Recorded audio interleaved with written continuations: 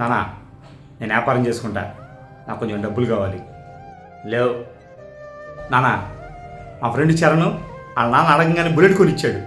హర్ష వాళ్ళ నాన్న అడగంగానే అమెరికా టికెట్ కొనిచ్చాడు. నువ్వేమి ఇచ్చావు నాకు? అయినా జీవితంలో ఏది సంపాదించావు నాన్న నువ్వు?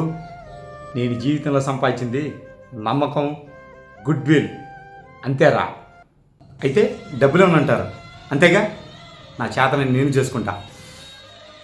ఏం చేసుకుంటావో చేసుకోపో. ఇందాక ఫోన్ చేసింది నేనే సార్. ఇదిగోండి సార్ డాక్యుమెంట్స్. సార్ మీరు చెప్పిన రెంట్ ఓకే కానీ కొంచెం గుడ్ విల్ తగ్గింది సార్. ఏంటి, నువ్వు గుండు మోహన్ కొడుకువా? అవునండి, మా నాన్నగారు మీకు తెలుసా? తెలుస్తుంది అయ్యా. నేను ఈరోజు ఈ పొజిషన్లో ఉన్నానంటే మీ నాన్నగారే కారణం. ఏం చేశారు సార్ మీకు? మా వైన్ షాప్లో మీ నాన్నగారు రోజు వచ్చి తాగేవారయ్యా.